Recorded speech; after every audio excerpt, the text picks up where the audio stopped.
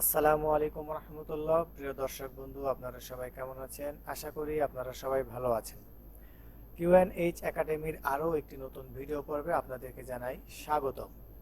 দর্শক বন্ধু, আপনারা ইতিমধ্যে এই ভিডিও থাম্বনেইল ও ডিসক্রিপশন দেখে বুঝে গেছেন আজকে আমরা আপনাদের সাথে কি বিষয় নিয়ে আলোচনা করতে যাচ্ছি। আজকে আমরা মাইক্রোসফট এক্সেলের একটি ফর্মুলা ইফ ইরর নিয়ে আপনাদের সাথে আলোচনা করব।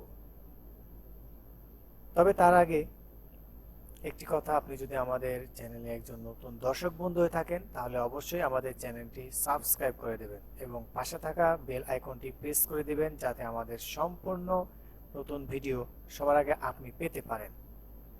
আর যদি আমাদের একজন সাবস্ক্রাইবার বন্ধু আপনি হয়ে থাকেন এই ইউটিউব চ্যানেলে, তাহলে আপনাকে অসংখ্য ধন্যবাদ। আর আরেকটি কথা, ভিডিওগুলো টেনে টেনে দেখবেন না, সম্পূর্ণ দেখবেন। কোনো এক জায়গায় মিস করলে হয়তো আপনার কাজের জন্য ব্যাঘাত ঘটতে পারে। তবে চলুন শুরু করি আজকে আমাদের মূল পর্ব।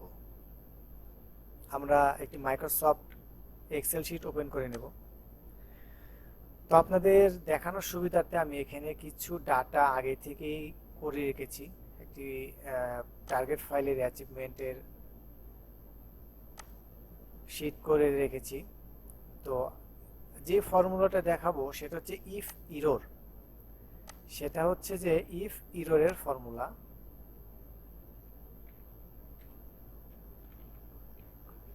এই ইফ ইরর ফর্মুলাটা নিয়ে আমরা আজকে আপনাদেরকে দেখাবো আপনারা এখানে কি কাজ করতে পারবেন। এই ইফ ইররের কাজটা কি সেটাই আমি আপনাদেরকে দেখাবো। ইফ ইররটা আমরা তখনই ব্যবহার করি যখন আমাদেরকে কোনো ডাটা সে দেখাইতে পারবে না, তখন কি আসবে, আর যখন দেখাবে তখন কি আসবে। ইফ ইররটা সেক্ষেত্রে আমরা ব্যবহার করব। যেমন দেখুন, আমার এখানে শূন্য উঠে আছে আর বাকিগুলো কলামতে দেখবেন যে কিছু সাংকেতিক চিহ্ন দেওয়া আছে, হ্যাশ, ডিভ, স্ল্যাশ, জিরো লেখা আছে, একটা ক্লোন চিহ্ন দেওয়া আছে। তো এটা কেন আসে, এটা হচ্ছে বিষয়। যখন কোনো ডাটা সে ধরতে না পারে তখন কিন্তু এই চিহ্নটা আসে, আর যদি সে ডাটাটা ধরতে পারে সেই সূত্রটা, তাহলে তখন কিন্তু এই জিরোটা আসবে। তো দেখুন, আমার এখানে কিন্তু একটি সূত্র ইউজ করা আছে। আমার এখানে এই ফর্মুলাটা আমার এখানে শো করতেছে এই লেখাগুলো দিয়ে, এই টেক্সট দ্বারা দেখাচ্ছে।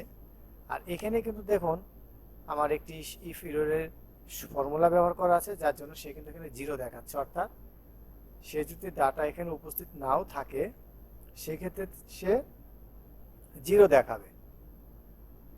এক্ষেত্রে সে কোনো ভুল বা ত্রুটি দেখাচ্ছে না, কারণ এখানে একদম শূন্য দেখাবে এই ইফ ইররের কারণে, এই একটির মাত্র সূত্রের কারণে। কারণ এই লেখাগুলো যখন থাকে তখন কিন্তু আমাদের এই কাজগুলোর মানে যে একটি সৌন্দর্য আছে সেটা কিন্তু সে নষ্ট করে দিচ্ছে। আর এটা যদি থাকে তাহলে কিন্তু সৌন্দর্যটা নষ্ট হবে না, তো ভালো লাগবে দেখতে। তো আমরা এর জন্য কি করব, আমরা এখানে যে সূত্রটা আছে আমরা এখানে ইফ ইরর দিয়ে ইউজ করব। ইফ ইরর অর্থাৎ সহজ ভাষায় আমরা যেটা বলি, ইফ ইরর আমরা সেই ক্ষেত্রে ব্যবহার করব যে ক্ষেত্রে আমাদেরকে যদি রেজাল্ট দেখায় তাহলে অরিজিনাল রেজাল্ট দেখাবে, এবং যদি অরিজিনাল রেজাল্টটা সে যদি খুঁজে না পায় তাহলে রেজাল্টের পরিবর্তে যেই অবাঞ্ছনীয় লেখাগুলো আসবে সেগুলো প্রদর্শন না করে সে এখানে একটি চিহ্ন দেখিয়ে দিবে, সেটা হচ্ছে জিরো দেখাবে। অথবা আপনি যেই চিহ্ন দিয়ে রাখবেন সেই চিহ্ন সে প্রেজেন্টেশনটা আপনার সামনে করে দেয়। তো আমরা এখানে জিরোটা দিয়ে রাখছি, আমরা এখানে জিরো দিয়ে করব। তো যার জন্য আমাকে এখানে করতে হবে, তার আগে আপনাদেরকে দেখিয়ে দিই। এখানে যদি আমি এখন একটি ডাটা প্রবেশ করাই তাহলে কিন্তু দেখেন আমার এখানে কিন্তু সবগুলো অটোমেটিকলি ঠিক হয়ে যাচ্ছে। কারণ কি, দেখুন আমি যদি এই টেক্সটটাকে ডিলিট করে দিই তাহলে কিন্তু এক জায়গাতে শুধুমাত্র শূন্য থাকতেছে, বাকি সবগুলোতে কিন্তু অবাঞ্ছনীয় টেক্সটগুলো এখানে থাকতেছে। অর্থাৎ আমি চাচ্ছি যে এই লেখাগুলো এইখানে এইভাবেই থাকবে, আমি এই লেখাগুলোকে এইখানে এইভাবেই রাখবো। সেজন্য আমাকে কি করতে হবে, আমি প্রথমত চলে যাই, আমি ফর্মুলা লিখব। আমরা দেব equal to if error. If error, তারপর কি হবে, আমি এই কলামটাকে ধরব, তারপর কি হবে, আমি ডিভাইডেড চিহ্ন দেব, দেওয়ার পরে আমি এখানে ওয়ার্কিং ডেটা ধরে নেব, এই ওয়ার্কিং ডেটা এখান থেকে ধরে নেব, দিয়ে আমি এখান থেকে ব্র্যাকেট ক্লোজ করার আগে আমার এখান থেকে কিন্তু দেখুন লেখা আছে ইফ ইরর, ভ্যালুটা কি, ভ্যালুটা আমি দিয়ে দিয়েছি, আমার এই যে এটা হচ্ছে ভ্যালু, ভ্যালু ইফ ইরর, যদি ভ্যালুটা কাজে না আসে তাহলে কি দেখাবে, যদি ইফ ইরর দেখায় তাহলে আমি এখান থেকে কমা, তাহলে এখানে আমাকে যেটা করতে হবে, আমি এখানে কমা 0 ব্র্যাকেট ক্লোজ, এখান থেকে আমি 0 দিয়ে দেব, দিয়ে আমি এটাকে ডাবল ক্লিক করে দেব, তাহলে কি হবে, আমার এখানে কিন্তু দেখবেন অটোমেটিকলি সব ঠিক হয়ে যাচ্ছে, আর কিন্তু কোথাও মানে অবাঞ্ছনীয় সেই লেখাটি কিন্তু আর নেই, এখন 0 হয়ে গেছে। আমি এখন এখানে একটু টেক্সট দিয়ে দেখি, আমি এখানে একটা কিছু লিখে দিলাম, দেখুন আমার কিন্তু এখানে সঠিক রেজাল্টটা দেখাইলো না, তার মানে আমার এখানে কিন্তু ভুল হচ্ছে। কেন ভুল হচ্ছে আমরা একটু ওখানে লক্ষ্য করে দেখি, এই যে আমরা কলামটাকে ধরছি, এই কলামের 8 নাম্বার রোকে ধরছি এখানে, তো এটাকে কিন্তু আমরা লক করি নাই, অর্থাৎ লক না করার কারণে কিন্তু দেখুন এখানে গিয়ে H5 হয়ে গেছে, অর্থাৎ H আমরা কিন্তু ধরছিলাম কোথাকে H4 কে, এখানে যেখানে 5 কে ধরছে, এই যে H5, একটু আমরা আপনাদেরকে দেখাই আরো ক্লিয়ার, দেখেন কোথায় যায় ধরছে। তো এইটা আছে করতে দেওয়া যাবে না, কারণ আমি এটাকে লক করে দেব। লক করার জন্য কি করতে হবে, আমি এখানে আবার যাই, আমি এখানে কন্ট্রোল F4 প্রেস করব,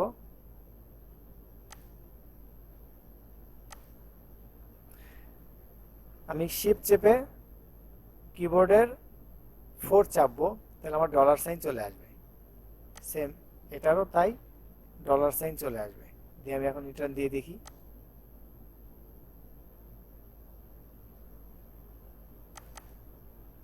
এই যে এখন কিন্তু আমার এই সবগুলো কিন্তু দেখুন একটা লেখায় চলে আসছে। আমি যদি এখানে আমি কোনো ডে পাস করে দিই, দেখি কি হয়, 5 দিলাম, চলে গেল, এখানে একটা অ্যাচিভমেন্ট দিই, দিলাম 50, এখানে 40 দিয়ে দেখি কি ডাটাগুলো আসে, অ্যাচিভমেন্ট,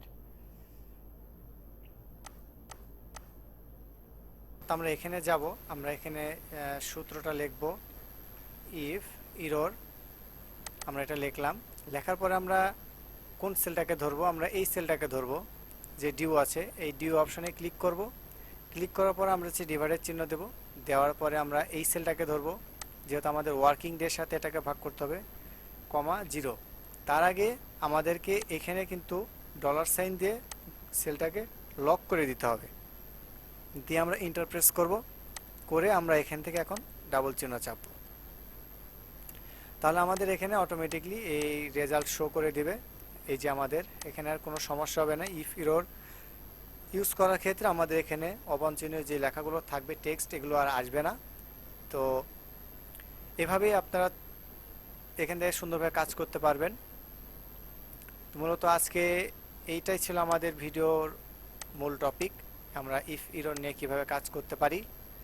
তো আমাদের এই ভিডিওটি যদি আপনাদের ভালো লেগে থাকে তাহলে অবশ্যই লাইক, কমেন্ট এবং শেয়ার করবেন, এবং পাশে থাকা বেল আইকনটি প্রেস করবেন, এবং এই ভিডিওটি সবার মাঝে শেয়ার করে দিবেন, যাতে সবাই এই ভিডিওগুলো দেখে ভালোভাবে কাজগুলো শিখতে পারে। তো আজ এখানে রাখছি। আসসালামু আলাইকুম ওয়া রাহমাতুল্লাহি ওয়া বারাকাতুহু।